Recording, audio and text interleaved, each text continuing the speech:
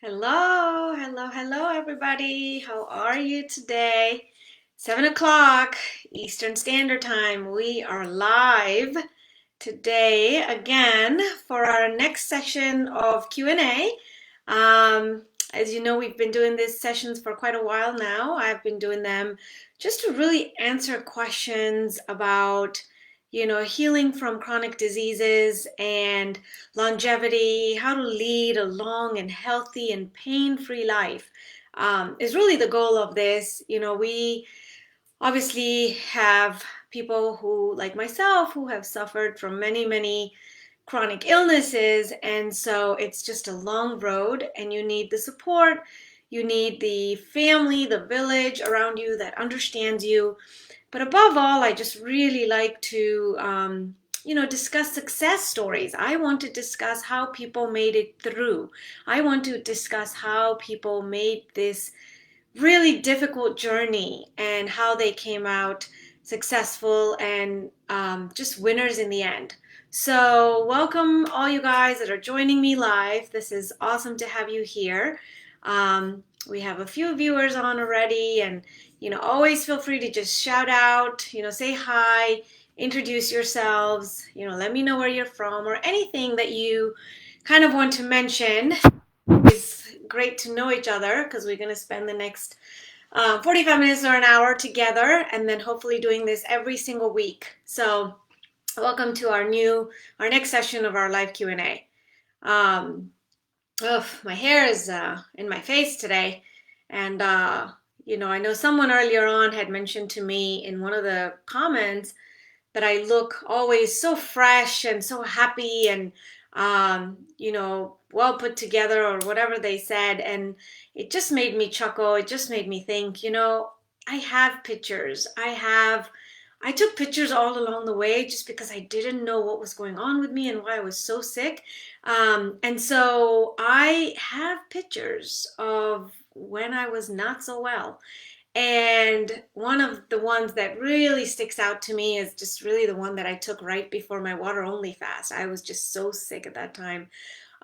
So at some point, I just have to go through, they're all mixed up in my phone amongst pictures of the dogs and the kids and, some stuff that I had going on. So I have to find all these pictures, put them all in one folder. And, when I'm really ready to just share all these pictures, I hope I can, share some of these pictures and kind of the journey I went through. But anyways, hello to everybody. Oh, thank you, Amy. Always happy to support in any way I can.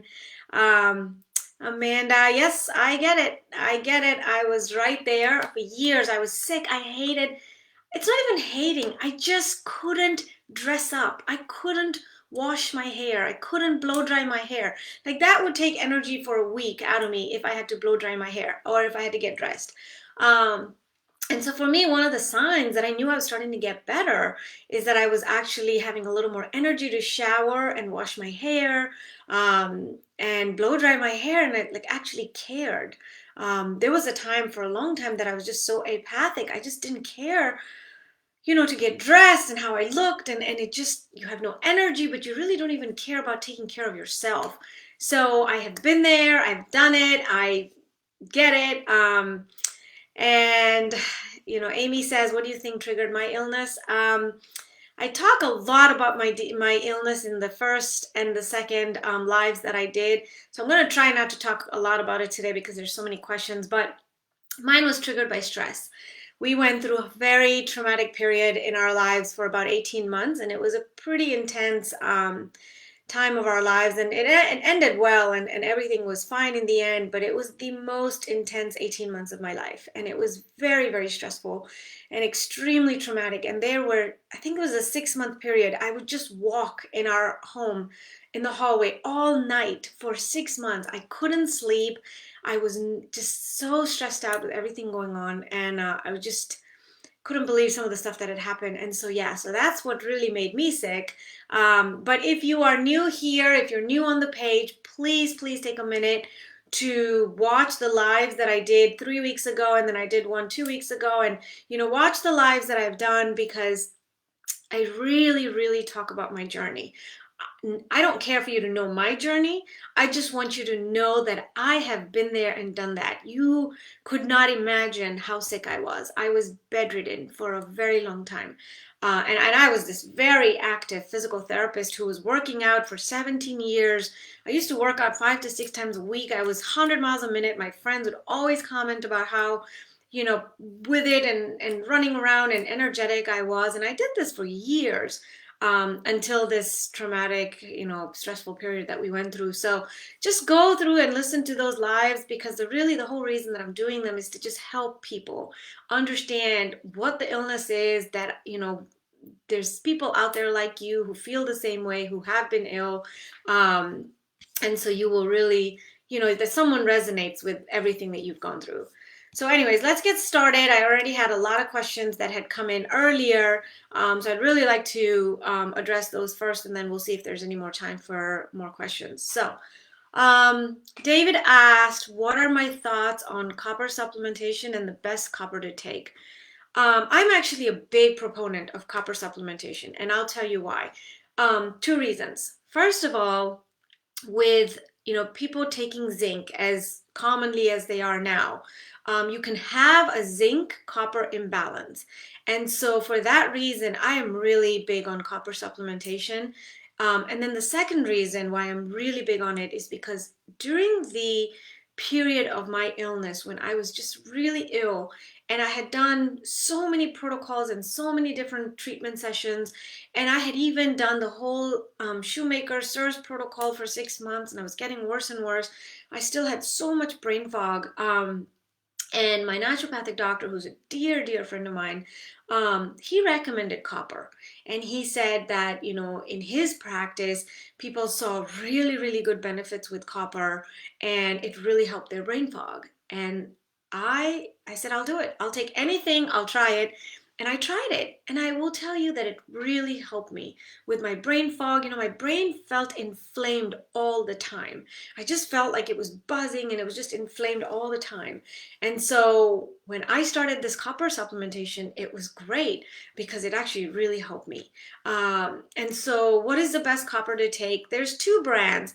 There's MitoSynergy, which is the one I had started with.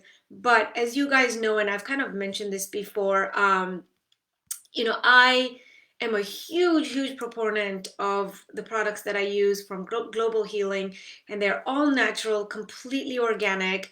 And he grows his own herbs and plants, and everything is harvested with cold press, and so you don't lose any of the nutrients, and everything is grown holistically, and they play very holistic music for their herbs. And so I could not tolerate any supplements, anything that my multiple doctors were putting me on. And then when I started these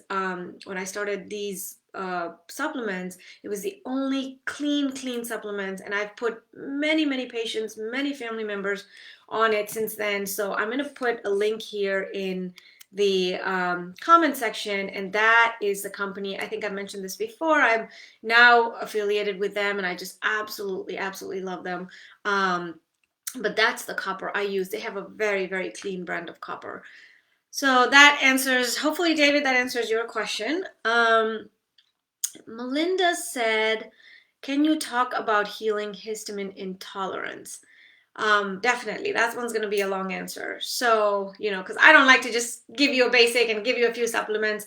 From my functional medicine background, I like to get to the bottom of things. So, and even as a physical therapist for 20 years, my thing was always get to the root cause. If I get a patient coming to me with shoulder, tendonitis or hip bursitis or whatever they're coming to me, I don't just fix the problem. We have to figure out, where is this problem coming from? Is this an imbalance that they have? Is it a rotation of their hip or something? And so for me, I used to always, do they have very tight hip flexors or weak core or whatever? So I would always try to get to the bottom of their condition. And so same thing when it happened to me. I got sick and I was bounced around from doctor to doctor to doctor for years. And finally, I decided to just reach out to my naturopathic doctor friend and say, look, you think just like me.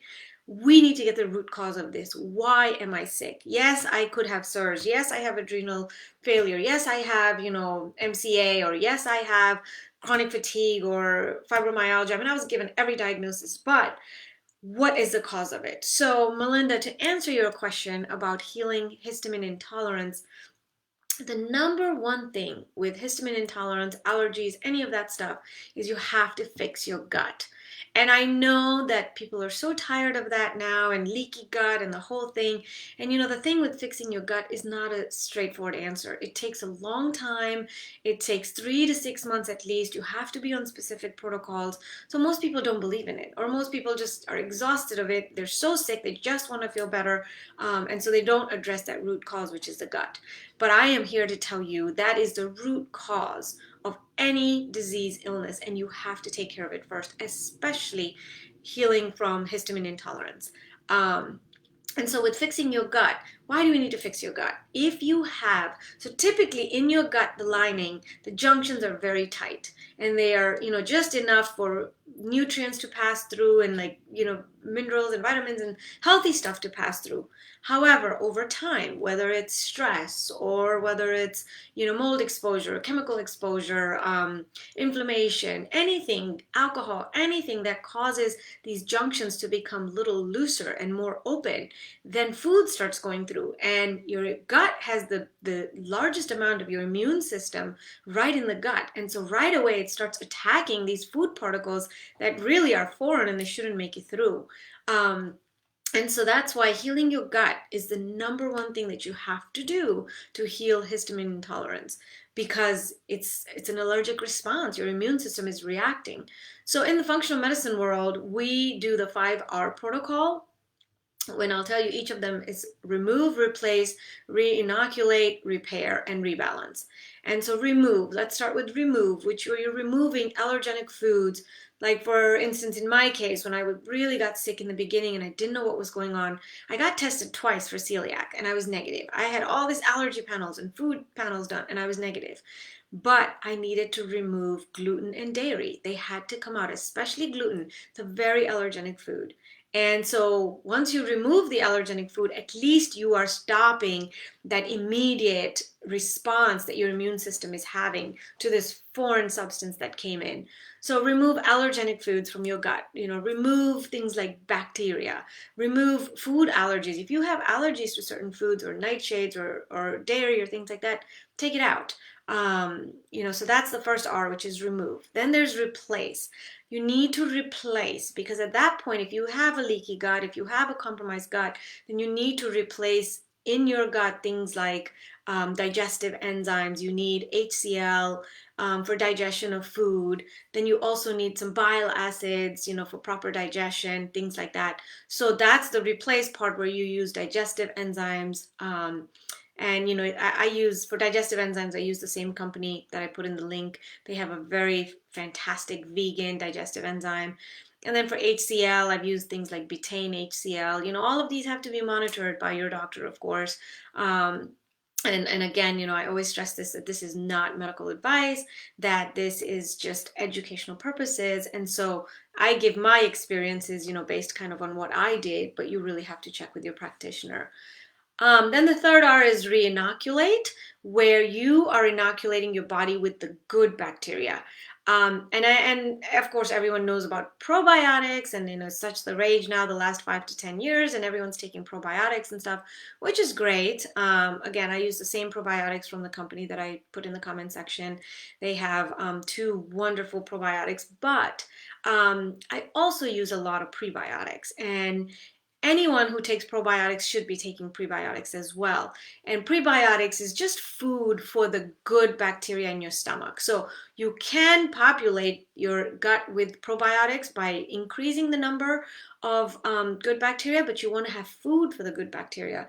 And so prebiotic foods include things like asparagus. I eat a lot of that, and garlic and onions and celery and leeks, and then jicama. I love jicama and do a lot of jicama as well. So really re-inoculating your body with the good bacteria, and then the food for the good bacteria.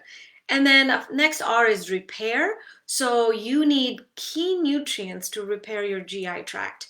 And so that's why you always hear people tell you, oh, you have allergies really bad, you should do vitamin C and zinc, which is true, but that really also helps repair the GI tract. So vitamin C, zinc, quercetin, bromelain, and omega 3s are very, very critical for allergies and histamine response.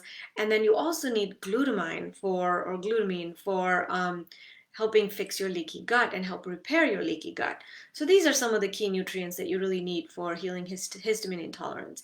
And then the last R is rebalance, where you have to rebalance your lifestyle.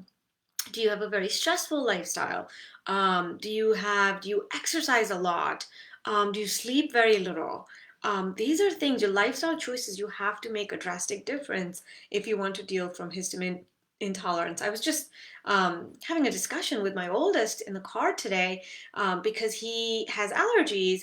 And so, we are really big on nasal rinses whenever they come back from the soccer fields and the lacrosse fields and things like that. They sound very congested because, obviously they don't do well on the grass. And so my oldest yesterday was sneezing a lot in the evening, and he had just been at practice. And I told him to rinse his nose out. We use the saline bottles, the squish bottles, to rinse the nose out, and it really just takes all that stuff out of there. And so then he didn't go to bed till almost midnight because he was studying last night. And then this morning, I think he got up pretty early too, just because he had to finish his homework and studying for a big test that was coming up. And he realized, that I told him in the car, I said, well, right now you have these allergies. You have to give your body the most rest that you can possibly get. Otherwise, your body will not be able to fight these allergies. So, of course, we're doing all the natural stuff and rinsing his nose out and things like that. And he's doing some of the vitamin C, zinc, quercetin and all that. But he really needs to get some sufficient rest. So rebalance is very critical. Lifestyle choices, meditation, cutting your stress down. If you're really exercising a lot, training for a marathon or something, your body can have a histamine type reaction to that as well. The other things that we recommend a lot are air purifiers. The one that I have in my home is the Air Oasis. I know there's very many good brands out there, and I can't remember exactly, but I think you have to be 0.3 microns or less. Like, it has to be able to filter out very, very small particles. Um, Melinda, if you are very, very allergic to carpeting, you have to probably take out the carpeting in your home. I always make my kids, especially my boys, shower before bed because they're the ones with the allergies. So whenever they come home from sports, right away, I get them to shower right away, even though they're starving, because we don't want that pollen or grass or whatever it is all around the house. And then they sleep in that, and then it's in their bed, and I make sure their bed is the cleanest area. And so we have them shower before bed. We keep our shoes outside, we do not bring them in the house and that kind of stuff. And then we do have 2 dogs. And so we use wipes on them to help kind of wipe the pollen and stuff, especially right now for us. We have a lot of pollen outside, so we use these wipes. I think we got them on Amazon, and they are called Botani Vet or something like that. Botanivet, Botani Vet, which they're just very natural wipes that we use, but it helps get kind of all the mold and the little particles and pollen and all that stuff off before they come in the house. And that way, because they are jumping on the sofa and they're jumping on my bed and things like that, and that's not stuff that we want all around, especially because they're roaming around outside. And then mold can sometimes increase your histamine intolerance. And a hormonal imbalance. Estrogen, there's actually data out there now, and you can look it up, look up studies. Excess estrogen, when you have excess estrogen, it can really cause some histamine intolerance and allergy type stuff. And there's a whole theory and physiological explanation behind it. So what do you do for it? All of those choices, you really have to even try a low histamine diet. It's kind of a catch-22 because when you have leaky gut, you want to eat some of these very good nutritious foods to help with your gut, especially garlic and onion, and then, prebiotic and probiotic foods like kimchi and fermented foods. But then some people cannot tolerate that. So it really depends, what stage you are in. For me, I do very well with kimchi and kefir and probiotic foods like that are fermented. And so, really help heal the gut, but also help with histamine reaction. So hopefully that answers your question, Melinda. Pretty long-winded, but I really like to get to the root cause of things and then give you some suggestions from there as to what I have used or what worked. Um, Amy's question earlier in the week was, what supplements do you use to support healing? So, I'm going to again make the caveat. I am not a physician and I am just halfway through the functional medicine program. But I have practiced the principles of functional medicine for over 15 years now. So when I got very ill, I had a lot of background and ammunition and just things in my toolbox that I could use. I will give you some suggestions that are very generic supplements that in general everybody should be taking and that are helpful for everybody. But again, each case is very independent and each patient is very independent and how they respond and react and what would work and what wouldn't work for them. So Amy, supplements that I use now, that I still use on a daily basis. I do my first thing in the morning, I start with some probiotics. And so I do probiotics and then I do some glutathione. I do liposomal, so I do it underneath my tongue. The thing with glutathione is, two things. First, I couldn't tolerate it in the beginning at all. I was very, very sick. And I just couldn't detox and it would hurt too much. But it's only in the last few years that I've been able to tolerate glutathione. But because we really do need glutathione for detoxification, and so that's what my morning starts with is probiotics and glutathione and ashwagandha. So when I had really crashed and I was pretty much bedridden, we tried all sorts of adrenal supplements, and my cortisol was flatline. I was zero on x-axis for my cortisol. I did not even have that normal healthy curve that it goes up when you wake up and then it goes down throughout the day, and I didn't even have that. I was flatline. So for a while, I took a lot of adaptogens and things like that to help me stimulate my adrenals, and I just never reacted well to adaptogens. So for me, those were very tough to take. And then when I had my second crash, a couple of years later, my doctor put me on a bovine adrenal supplement, like a glandular, and I was able to tolerate it for about 7 weeks, but just really did not tolerate it well.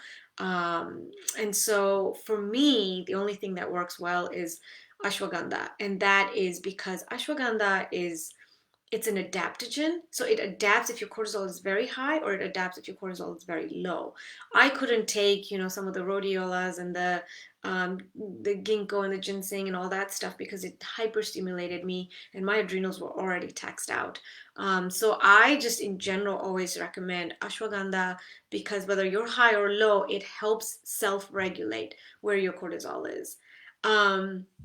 Vitamin C, critical for day to day, especially in times like today where we're in pandemic times. It is so critical for boosting your immune system. But for me, it was very essential to take good amounts of vitamin C to help with healing my adrenals. The vitamin C is actually very, very beneficial for healing adrenals. So vitamin C, zinc, quercetin, I took a lot of those and I still take them till this day. Vitamin D and vitamin K are very, very critical.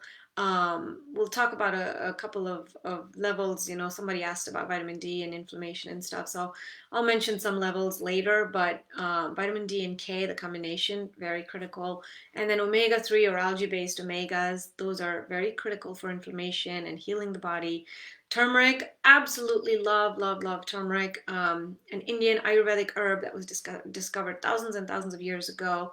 We use turmeric every single day for our cooking, but then I also take, the same company that I put in the links, the Global Healing, I take their turmeric, which is a very, very potent, pure turmeric that I love. And then COQ10, they also have a good COQ10. I think I mentioned that I was completely bedridden, could not exercise. If I walked down the driveway, I was pretty bedridden for, another 5 days after that. And just so I needed COQ10 for my muscles. And then magnesium, critical for everyone to be on magnesium. It is just a very, very important mineral, and everyone, that magnesium does over 20, 30 functions in the body, and it helps with everything. And then green tea, whether you drink it or you take the tablets, I think they are very helpful in the phytochemicals that green tea has. So to me, those are the very basic supplements. Again, like I said, everyone is different, but I was, when Amy asked that question, I thought, well, let me go through my routine from the morning till, the end of the day, kind of what I take.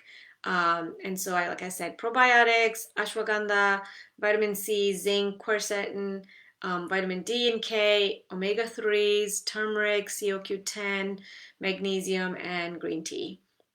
I hope that answers your question, Amy. Um, Sue asked about full body organ inflammation. Can I talk about full body organ inflammation? Okay, so Sue, thank you for that question. And just like I was telling, I believe Melinda earlier, when you ask me these questions, I will get to the root cause of things. Um, I am not a believer in just band-aid and putting, a patchwork, treatment or whatever, a pill for every ill kind of thing. I really like to get to the root cause of things. So when you talk about full body organ inflammation, I'm assuming you're talking about systemic inflammation. And so what are the signs of systemic inflammation? Fatigue and skin issues and aches and pains and digestive issues, constant headaches, histamine intolerance, maybe brain fog, hormonal imbalance. I mean, pretty much everything that you can think of. Inflammation is really the cause of it. So chronic inflammation, when you have chronic systemic inflammation, it causes mitochondrial dysfunction, which is really the root cause of all disease. So that's why they say inflammation is the root cause of all disease. It causes a mitochondrial dysfunction, which causes you to age, and your mitochondria don't function properly. And we learned this in 6th grade that mitochondria is a powerhouse of the body. So if you don't have powerhouse of the body, then you are not functioning. So yes, chronic inflammation really is the root cause of all diseases.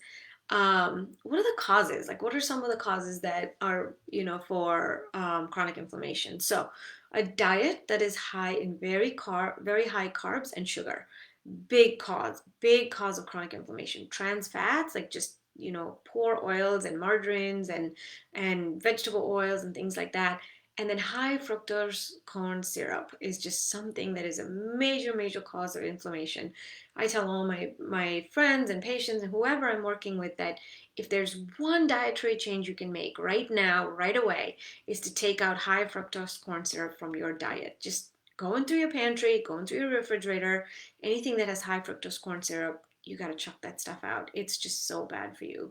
And I'm trying to teach my kids the same stuff as well, if possible, to just really not have any foods with high fructose corn syrup. So high stress or trauma, I'm a perfect example of that. You go through very high levels of stress for extended periods of time, then you are going to have systemic inflammation. Our bodies are made to adapt to a little bit of stress. So if you cut your finger or you see a dog and you're scared of dogs and you run, or something little like that, that it's actually helpful for our body, and that little bit amount of stress is very helpful. But beyond that, if you have chronic stress, then you will cause systemic inflammation. And so that's a big cause. Lack of sleep, people who sleep, 6 hours or less every night, you are causing, serious inflammation. And then alcohol, it is so difficult for the body to detoxify alcohol, and especially for the liver. And so you're causing systemic inflammation as you go along. And then insulin resistance. If you have insulin resistance, then you are going to have significant amount of systemic inflammation. So what is insulin resistance? That's another long-winded answer, but I'll just quickly try to put it in this context here. So insulin resistance, so, you go to your doctor's office and they test your fasting glucose. They tell you in the morning, go to the doctor, get your blood drawn, make sure you haven't eaten or drank anything in 12 hours. What they're testing for is your fasting glucose. So what is your glucose level in your blood after you haven't eaten for about 8 to 10 hours is what they're testing. The problem with that is that what it doesn't recognize and it doesn't pick up is that if I go in and my fasting insulin is, let's say, fasting glucose is 95, and you go in and your fasting insulin is 95, What it doesn't take into account, both of us would be considered healthy, and the doctor would be like, great, you're good, go home. What it doesn't take into account is, excuse me, how much insulin am I producing to keep it at 95? So am I producing, 6 milliliters, let's just say, of insulin? And that's what's keeping me at 95. But you, let's just say maybe you're producing 25 units of insulin to keep you at that level of 95. So your body is working a lot harder than my body in keeping that glucose level down. And so that's why I feel like fasting glucose is not a good indicator, because at that point you really need to know how much insulin is being produced to keep that glucose levels down. And so when your body continues producing more and more, today it had to produce 25, and then tomorrow you had a big, plate of pasta and pizza for dinner, and so then it had to produce 40 units and things like that. Over time, as this keeps building up and up and up, then you start building what is called insulin resistance. So your body has to produce more and more and more insulin to try and break down all the carbs and the sugar that you're eating. And so that's called insulin resistance, where at a certain point your body gets resistant to it. When that happens is when you start getting systemic inflammation. You get a lot of inflammation around your organs and your ovaries and testes and liver and fatty liver and things like that, because it's your body's natural way of trying to protect itself and protect those vital organs. And so you start having kind of inflammation around those joints, around the organs, to try and help, protect those organs from all this high sugar that you're taking in. So, that is also a big cause of inflammation. And then if you've been exposed to toxins, or pesticides or pollutants, and then, men and women, we use, beauty products and soaps and things in the morning, then, you are really exposing your body to a lot of toxins. And then hormonal imbalance. If you are estrogen dominant, men or women for that matter, or you have very decreased testosterone, things like that will cause full body inflammation or systemic inflammation. And that is a big issue with, just healing, with disease causing diseases and processes and things like that. So you had asked about, talking about full body full body inflammation, and so systemic inflammation. And so what are the tests? I quickly wrote down a few things. I mean, you really need a lot more than this. But if, you go to your doctor's office and they check for CRP levels, that is a huge indicator of your inflammation levels. And so 0 to 1 milligram per ml is ideal, but anything over 1 milligram shows that you're having inflammation. Most people have 2 and up. And I remember when I was really, really sick, my inflammatory markers were through the roof, including my CRP. My SED rate at one point when I was very ill, I think was about 45, which is a ridiculous ESR.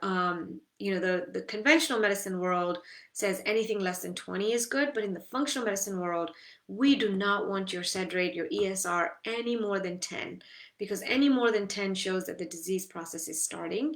And then hemoglobin A1C, you want it between 4.5 and 5.2. Fasting insulin that I was talking about, anything less than 6 is very, very ideal, and it's very healthy, especially if you're trying to heal from diseases. And then homocysteine levels between 6 and 9. Again, mine were through the roof when I was very sick, and it shows an inflammatory process. But then, of course, I went to 2 hepatologists, 2 rheumatologists. They looked at my numbers from a conventional medicine perspective, and they were like, nope, you're fine. Your inflammatory markers are 45. They're slightly elevated. Nothing to worry about. Whereas in the functional medicine world, they said, no, we need your ESRs less than 10. You're at 45. You're 4 times as much as you need to be. That means there is a serious inflammatory process going on in your body. And sure enough, I was very sick, but they just kept telling me I was super healthy. My primary care, I went to see her once, and then I went to see her 4 months later, and both times she just said I was the healthiest person she had ever seen. I was a poster child for her. Her patients all drank 5 Cokes a day, and that I was such a healthy eater and exercise fanatic and all that stuff. And she just sent me away saying I was healthy. And then vitamin D, I was talking about this earlier on when I said I would mention some levels. So, optimal dose for vitamin D is 50. You have to have your vitamin D levels 50 and above for normal people. But if you're trying to cure disease, you want to be above 70. Between 70 and 90 is, really acceptable for people who are really ill. And then serum ferritin, red blood cell width, lipid panel. I mean, these are just things to check for the inflammatory markers to see if you have an inflammatory process going on. So, as always, what do I do with this information? How do I treat this? Um, the number one thing for systemic inflammation and things to do is diet. The number one thing. I don't know if you guys have heard of Terry Wahls and her book, and she's got so many videos and podcasts. She's an amazing, amazing person. And I cannot remember her, she's a research scientist. I think she's a PhD, and she got very, very sick with MS. And she has this just fantastic protocol now. It's called a Wahls protocol, where she was bedridden. She was in a wheelchair, and she basically treated herself with just food. Just food. And so that's the new Wahls protocol that she's come out with. It is fantastic. That's Wahls, like WAHLS. The Wahls protocol. I mean, she would have like 7 to 9 cups of fruits and vegetables a day, and really, really brought her inflammatory markers down and just really treated her MS. And she's just doing wonderfully now. I mean, you listen to that podcast, and I was bawling through it because at one point she rides the bike on campus, and she's crying, I'm crying. Like, it was just, you have to hear this story. So, if you haven't seen it or read about it, check out Terry Wahls and her book and her podcast. But that's a really, really good way to treat your inflammatory markers, is to start bringing them down with diet. And it's not just diet, like, yes, let's cut out the refined carbs and the flours and the, things, the white flour and stuff like that. But then also really introduce the very, very good stuff. The other thing that's very good for inflammation, systemic inflammation, is saunas, because it activates your heat shock proteins. And so sauna is really good. What I like to do is I do the sauna at the gym, and then immediately I do a very ice cold shower. And so this is something we learned in PT school for inflammation in general for the joints. We would do contrast baths where we would put their let's just say ankle or foot or whatever in warm water, and then 5 minutes later put it in cold water, and really that vasodilation, vasoconstriction, we would really get a lot of the fluid out of there. And so when I got really sick, I just said, you know what, I'm going to apply this principle. And I started doing the sauna, and then immediately in a cold plunge or in a cold bath or anything like that, and I would feel so much better. My joints would hurt less, and my, inflammation in my hands and my feet would go down. So sauna is very, very critical for decreasing inflammatory markers. And then PEMF is actually very good for inflammation. You can look it up. They have mats. I know last time I talked about Joovv, Joov, and I believe they have come out with sorry, Joovv was the red light, but the infrared blanket that I use, I have forgotten the name of that company, but they also have a PEMF mat. Infrared is also very, very good for systemic inflammation. That's something I used as well, and I still continue till this day, especially after vigorous exercise. It really helps bring a lot of blood to the muscles, so I really like red light therapy. And then fasting. Fasting is actually a really, really good way of causing autophagy, and which is killing all the dead cells and the decayed and the diseased cells, and then bringing in new cells. So fasting is a really good way to decrease your inflammatory markers. So I hope that helps. Again, long-winded answer to Sue's question about systemic inflammation. And then somebody asked about insulin resistance. And so I know I talked a little bit earlier on about what is insulin resistance. The ideal, when you check your fasting insulin, the range could be anywhere from 2 to 20. But the ideal range for insulin is under 6. You want to be under 6 to make sure that you don't have insulin resistance, and that your body's metabolizing insulin well to break down the sugar and carbs that you are eating. It measures level of insulin in your blood 8 hours after fasting.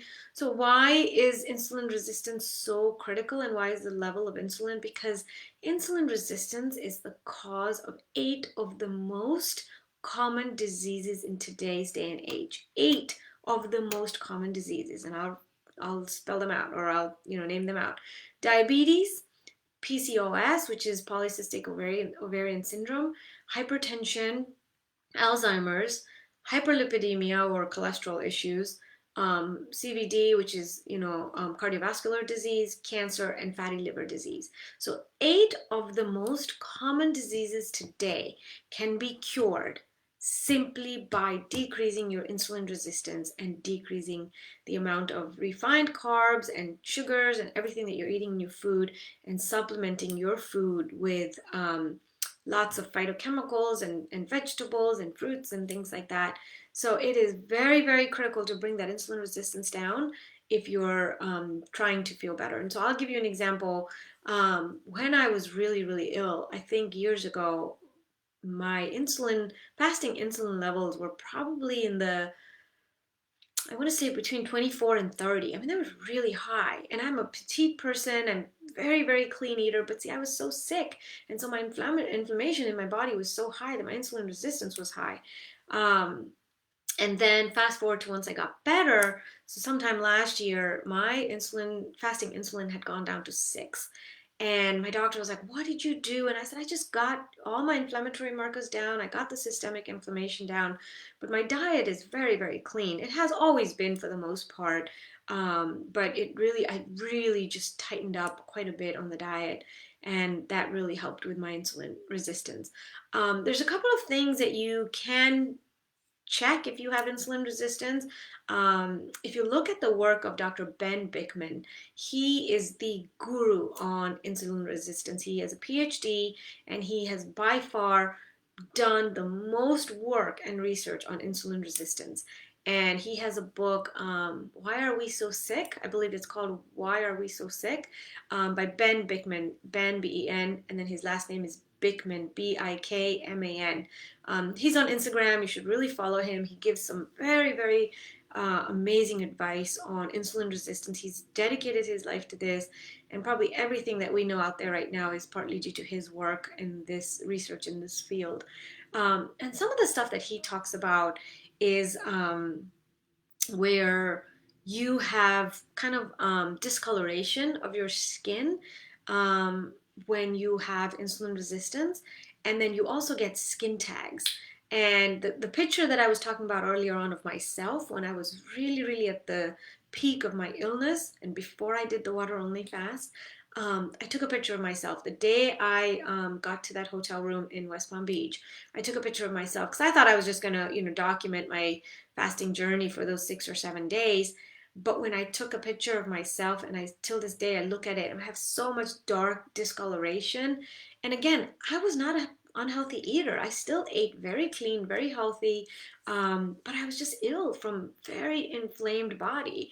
And so Dr. Bigman talks a lot about this with the discoloration of the skin. And now looking back, I'm like, well, that's what what I had was the inflammation, was the insulin resistance, which was making me so sick.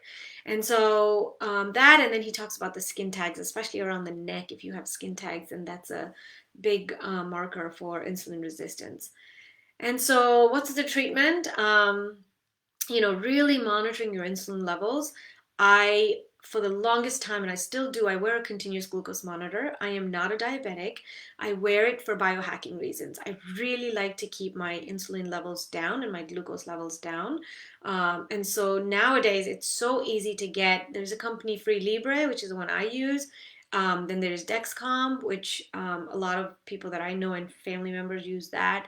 And then there's Levels. And all these three companies, I think they're all fantastic. They're making continuous glucose monitors more mainstream now. And instead of having to prick yourself all the time with blood and things like that, it's just something that attaches to your tricep, or you can attach it to your abdomen and things like that.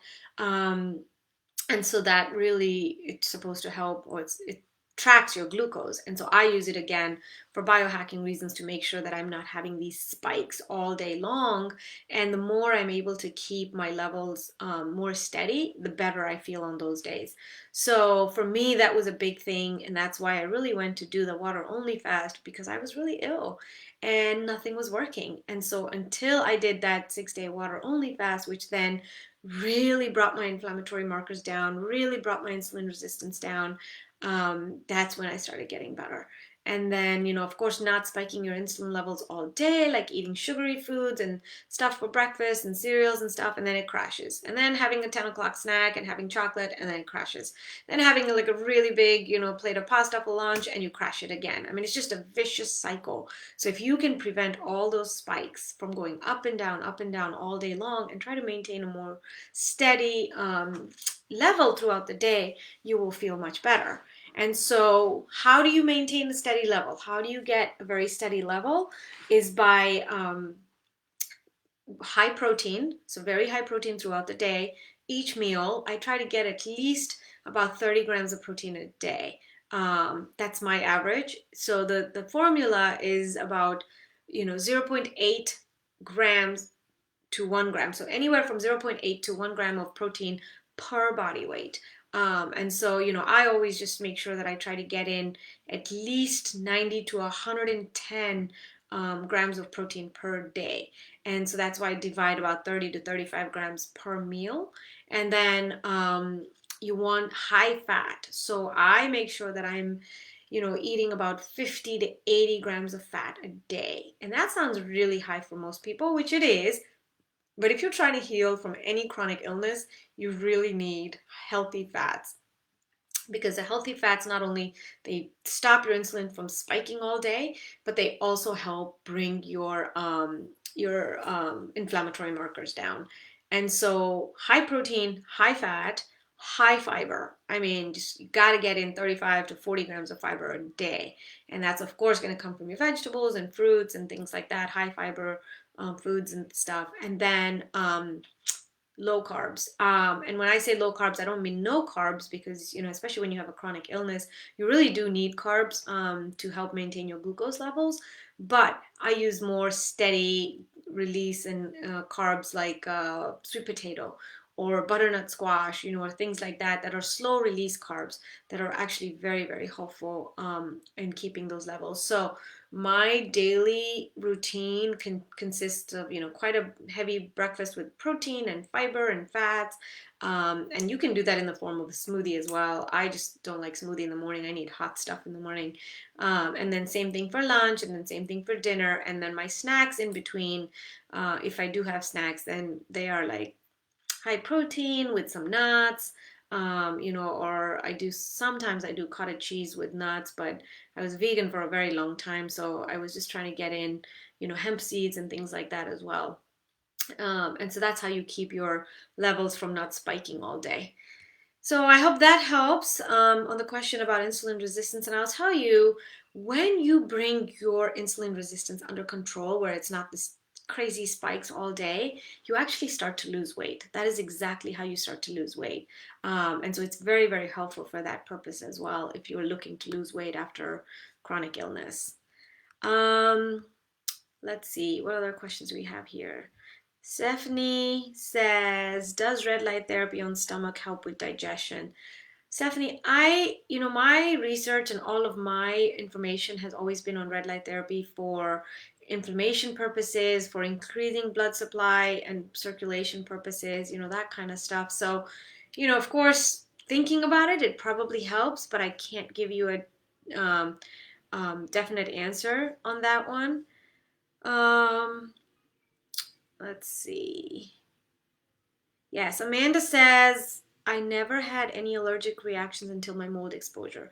That is very, very common. Very common, because your system goes into this inflammatory response, right? Because your immune system is hyper vigilant. It is hyper active, once you have the mold exposure. And of course, the mold exposure really destroys your gut. It just really affects your gut. And so for that reason, you are going to have these hyper sensitive responses. I was the same way.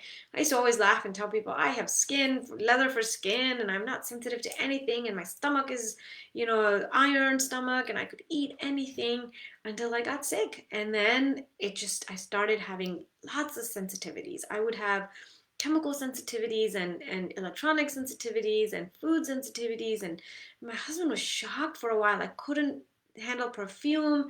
If I ate even out, I ate at a restaurant for dinner and like their food was not organic, clean food and the oils, I would get sick. I would get very, very sick. And he was just shocked at how, how sensitive I had become and my body had become. And it's sad, but unfortunately, go back to the principles, you have to heal the gut again, because mold and toxins and all these things, stress, everything, they destroy your gut. And so you have to work on treating your gut again, so the mesh is not porous and it's not allowing stuff to get through. And then also work on bringing your inflammation down. So yes, very, very very likely story. Amy says, can you put the supplements you mentioned in the comments? Okay, I can do that. Yes. And yeah, I think on this page too, it's gonna keep, the link, and so you can always watch the replays and pause. Once when it's not live, you can actually pause and write things down and things like that. So feel free to do that.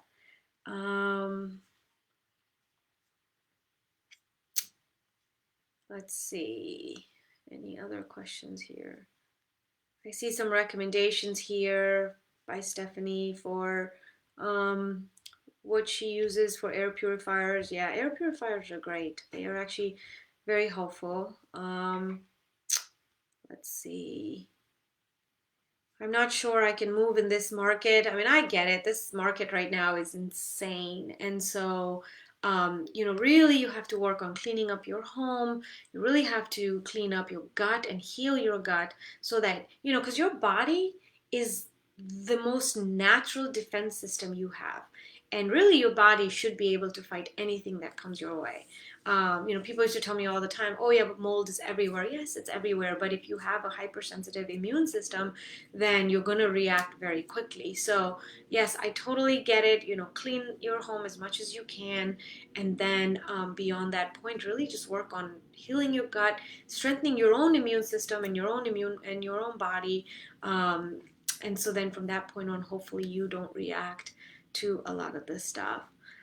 Is excess estrogen common in menopause? Yes, Amy, that is it's very, very common. I wanted to, at some point, dive into estrogen dominance. It's a very, very common subject. And so you asked it. We don't have too much time, so I won't get into all the basics that I always get into with the root cause and things like that. But there's two kinds of estrogen dominance. And so one of them is when your body produces a lot of estrogen. And the reason it's producing a lot of estrogen is because you have a lot of, insulin resistance, you're having a lot of sugar and carbs and all of that. So your insulin resistance is really high. So then you're producing a lot of fat cells and you have a lot of fat cells. And it's actually been proven that fat cells themselves produce estrogen. And so that's how you really have the estrogen dominance. The other way that you can have estrogen dominance is your progesterone goes down. So for a lot of people who are really sick with adrenal fatigue and they are bedridden and they are in some stage of adrenal failure, they have what is called a cortisol steal or a progesterone steal. So your body, because you're so stressed out and your adrenals are so stressed out, and if you're in a stressful situation, your body starts stealing progesterone to make cortisol because the adrenals are exhausted. And the adrenals are like, you know what? We're done. Like, we've been doing this stress situation with you for years, and we give up and we throw our hands up in the air, and the adrenals give up. And so if you don't have cortisol, you can actually die. And so your adrenals, if they're not functioning, that's when you start taking progesterone. It steals progesterone to make cortisol. And because of that, you start having an imbalance, which I think I talked about in one of the lives, but you start having an imbalance where you have estrogen dominance, and then your progesterone is down here because it's getting stolen, and so it's going lower, and that increases your ratio of estrogen to progesterone, and so you can have estrogen dominance that way. And so yes, those two scenarios are very, very common in menopause, which is why women have a very tough time losing weight in menopause, because it slows down their metabolism, high rates of inflammation, insulin resistance, all of that kicks in. It's all a cascade. Their thyroid gets affected, and that's why it's very, very critical to balance all your hormones and balance, OAT axis, ovarian, adrenal, thyroid axis, and you can do that with food. If you really just clean up your diet and you lose weight and you lose the fat cells and you really just provide your body with those phytonutrients and chemicals, and you don't have the fat cells to produce that excess estrogen, that is also something that will really, really benefit you. I'm going to take one last question here because we're almost out of time here. A lot of questions, a lot of comments about mold in the home.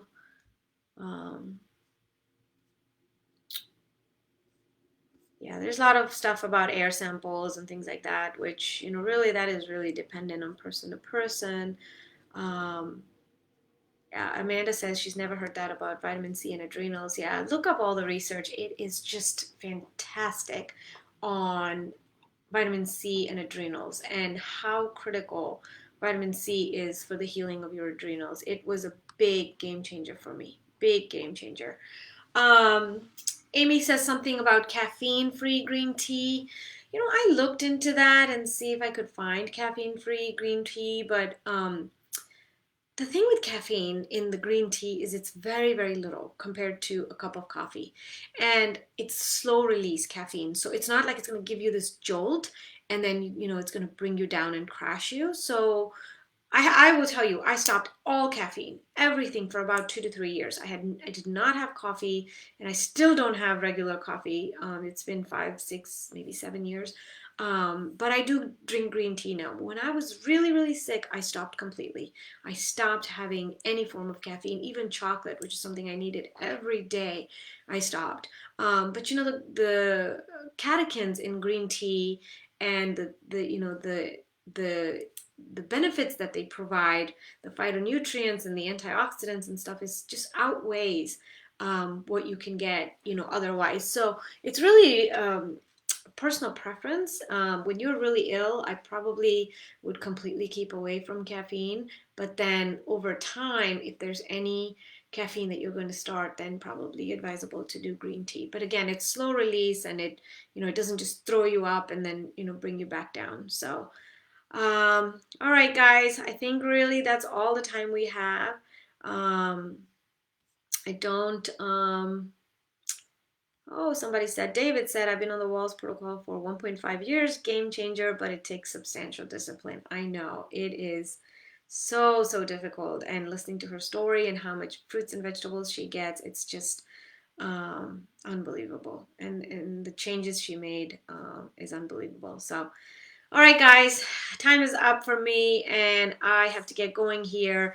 So please keep sending the questions. We have so many questions and comments today, and I love this. I love this because I really, really want to keep helping people as much as I can to the best of my abilities and to my capacity. Again, I'm not a physician, and so I do not give medical advice, but I have been there. I've done that. I can talk about my own story and what worked and what didn't work, and then based on my functional medicine background, kind of what the root cause of disease and trying to address that are some of the things that I can talk about, and I would love to. So keep sending the questions, and we will have these lives every week, and hope to see you guys at the next one. Bye, take care.